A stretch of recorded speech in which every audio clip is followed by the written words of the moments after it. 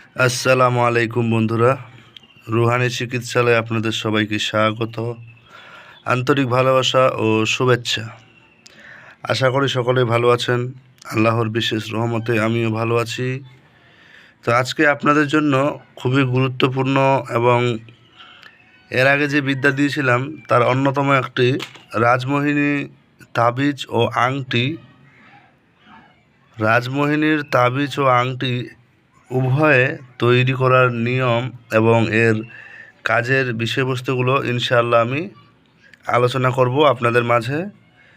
তাই ভিডিওটা প্রথম থেকে শেষ পর্যন্ত দেখবেন এবং ভিডিওর বিষয়বস্তুগুলো ভালোভাবে বুঝবেন।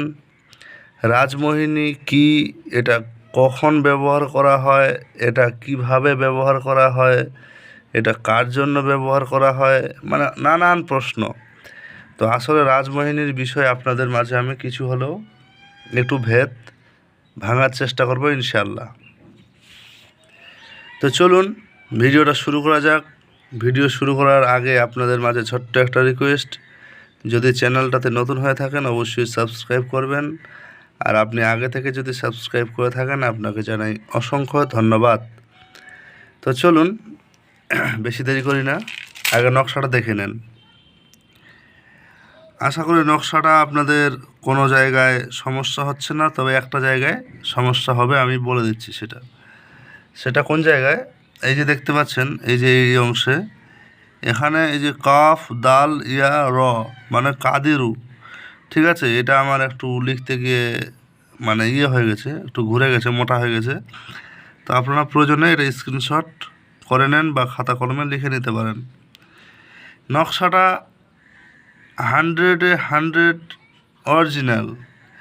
আপনাদের মাঝে কোনো কিন্তু বা ডুপ্লিকেটি সিস্টেম করে আপনাদেরকে নকশা দেখাচ্ছি এমন কিন্তু আমি কখনোই করিনি, আগামীতেও করব না ইনশাল্লাহ।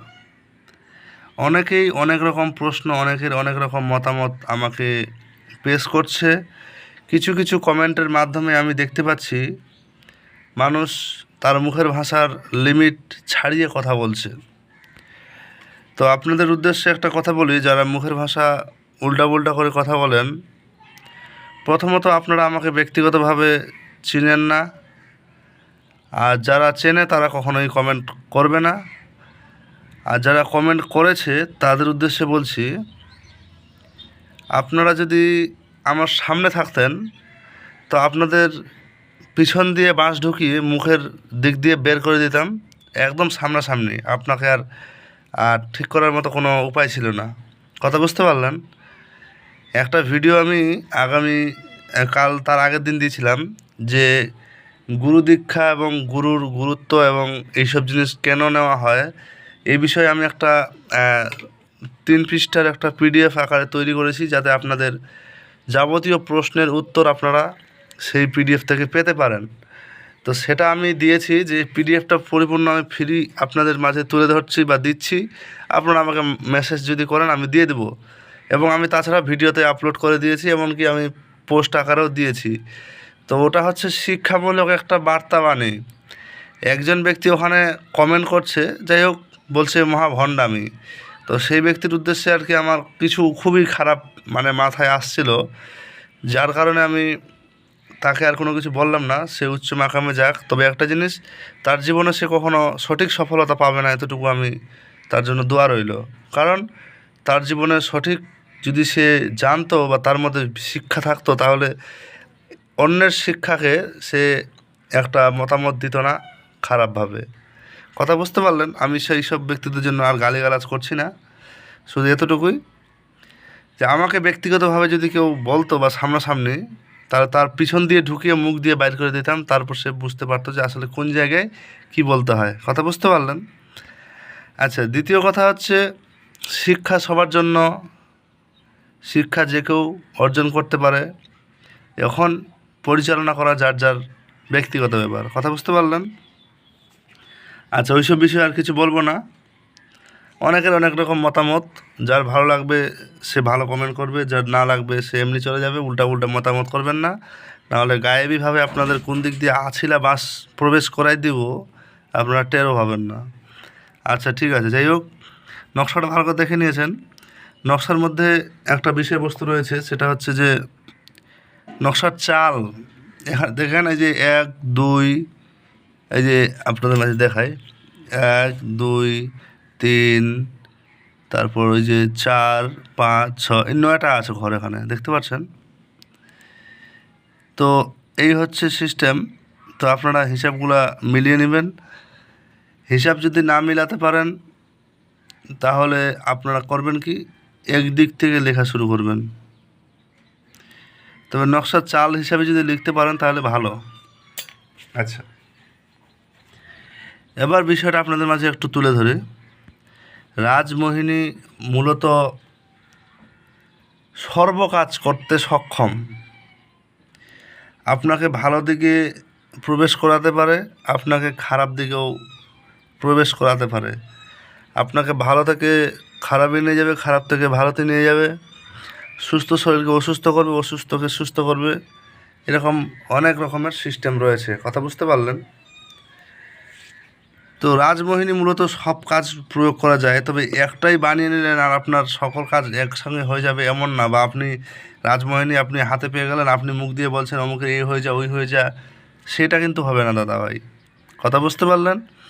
এর জন্য আপনার প্রয়োজন নির্দিষ্ট কাজ চিহ্নিত করা। একটার মাধ্যমে আপনি সকল কাজ করতে পারবেন, এটা আপনার প্লাস পয়েন্ট, কথা বুঝতে পারলেন? এখানে কোনো ব্যক্তিকে অন্যায়ভাবে কেউ অবিচার করছে, তার সুবিচার করে দেওয়ার মতো কাজ অনেক রকম। এই রাজমোহিনী এর যে গুণাবলীগুলো আমি আমার জীবনে সবগুলো আয়ত্ত করতে পারিনি, সত্যি কথা বলছি আপনাদের। রাজমোহিনী মূলত বছরে 3 থেকে 4টা তৈরি করা যায়, তার নিয়ম আছে। আর আলাদাভাবে কাজ যদি করেন তাহলে আপনি প্রতি মাসে একটা করে কাজ করতে পারবেন, এতে কোনো সমস্যা হবে না। আমি আপনাদের মাঝে এই রাজমোহিনীর ইয়েটা দেবো আর কি, জাকাত দেওয়ার সিস্টেমটা। রাজমোহিনী জাকাত দেওয়ার সিস্টেম, চাঁদ যেদিন আকাশে উঠবে তার 14 তারিখের মধ্যে আপনাকে শুরু করতে হবে। রবিবারের দিন বাদ দিয়ে যে কোনো দিন হতে পারে। এবার যে কোনো দিন যে হবে, এবার আপনি করবেন কি, সাদা কাগজে আপনি নকশা লিখবেন। 101টা করে নকশা আপনার মোটামুটি টানা 11 দিন লিখতে হবে, ঠিক আছে? এটা লিখলে আপনার জাকাত হয়ে যাবে। এবার আপনি এই যে একটা সহজ নিয়ম বলে দিই, আমি অতগুলো ডিটেলসে আলোচনা করতে আমার অনেকটা বিরক্ত বোধ মনে হচ্ছে, কারণ অতগুলো বলা যাবে না। এখানে সহজ ভাষায় উদ্দেশ্যটা লিখবেন, ঠিক আছে? এবার কথা হচ্ছে যে চাইলে সবগুলো একই নিয়মে তা না। রোগীর ক্ষেত্রে এটা আপনি তাবিজ করে দিতে পারেন, ধুয়ে পানি পান করাতে পারেন। এবার কোনো ব্যক্তি যদি জেলখানায় বন্দি থাকে বা তাকে অন্যায়ভাবে নেওয়া হয়েছে, এবার এটা লিখে আপনি তার জেলখানার পিছনের দেওয়ালে লাগিয়ে দিলেন তার নাম লিখে। এবার সেই জায়গা থেকে সে মানে তার যদি বিচার হওয়ার আগে, মানে এক কথা এটার সিস্টেমটা কিছু নিয়মের মধ্যে আছে। তার মধ্যে বিচারের প্রতির সামনে গিয়ে বিচারপতিকে সহৃদয় তৈরি করা। আপনার বাচ্চাগুলো খুবই ভয় পাচ্ছে, ভীতু প্রকৃতির বাচ্চা, তাকে সাহসী করে তোলা, এইসব যাবতীয় কাজগুলো আপনারা করতে পারবেন। তবে সাহসী করার জন্য তামার পাতে খোদাই করে এটা তাবিজ আকারে করে দিতে হবে। এবার আংটি তৈরি করার যে নিয়মটা, আংটিটা স্বাভাবিক রূপার আংটিই হবে নর্মাল। উপরে প্লেটটা মানে 4 কোণা হবে এবং ওই 4 কোণা প্লেটের মধ্যে এটা খোদাই করতে হবে, এর বেশি কিছুই না। নাম লিখলেও চলবে, না লিখলেও চলবে, খোদাই করে দিলে ব্যাস তার হয়ে গেল। তবে নিচে যে উদ্দেশ্যটা আছে ওই উদ্দেশ্যটা যদি লিখতে পারেন তাহলে আপনার জন্য সুবিধা, কথা বুঝতে পারলেন? এই রাজমোহিনীর অনেক অনেক বড় কাহিনী। এই বড় কাহিনীগুলো আমি মানে সামান্য সময়ে বা আর কিছু সময়ের মধ্যে আপনাদের মাঝে তুলে ধরতে পারছি না। এই বিদ্যা আমি মূলত এর আগেও একটা ভিডিও আমি পরিপূর্ণরূপে দিয়েছিলাম, ইনশাআল্লাহ এটা হচ্ছে ওর অন্যতম। তো আজকের মূল বিষয়টার মধ্যে এটা যেটা বের হলো সেটা হচ্ছে বাচ্চাদেরকে সাহসী করার জন্য তামার পাতে খোদাই করে তার তাবিজ গলায় দিবেন, দেখবেন সে বাচ্চা সাহসী হয়ে যাবে, ভয় থাকবেই না, ভয় নামে কোনো জিনিসই থাকবে না। তবে এই জিনিসটা আলাদা যে ভয়ের মধ্যে ভাগ আছে, অনিষ্ট শত্রুতার প্রভাব থেকে রক্ষা এবং যে কোনো দোষদোষী জিন পরি ভূত প্রেত মাদারকালী দেখেনি যখনই যত ধরনের বিষয় আছে সবাই থেকে সুরক্ষা, কথা বুঝতে পারলেন? তো এই বিষয়টাই হচ্ছে বিষয়বস্তু। তো যাই হোক, এতটুকুই, আমি ভিডিও বেশি লম্বা করব না, আমার মূলত সময় খুবই সংকীর্ণ, যার কারণে আমি ভিডিও খুব বেশি লম্বা করতে পারছি না। আর বিশেষ কিছু জিনিস নিয়ে আসবো ইনশাআল্লাহ, আপনারা সঙ্গে থাকবেন। আর এই আংটিটার মানে এই নকশাটা ব্যবহার করতে চাইলে অবশ্যই নিজ দায়িত্বে করবেন, আমাকে বলার কোনো প্রয়োজন নাই। কথা বুঝতে পারলেন? এটাই হচ্ছে বিষয়বস্তু। তাবিজ ও আংটি উভয় তৈরি করতে পারবেন। কথা বোঝা গেল? আর এটা আমার মোবাইল নাম্বার +917364831540। ভালো লাগলে অবশ্যই লাইক কমেন্ট শেয়ার সাবস্ক্রাইব করবেন, আর প্রয়োজনে নাম্বারে যোগাযোগ করবেন। কথা বোঝা গেল? তো ভালো থাকবেন সবাই, আল্লাহ হাফিজ, দেখা হচ্ছে আগামী ভিডিওতে।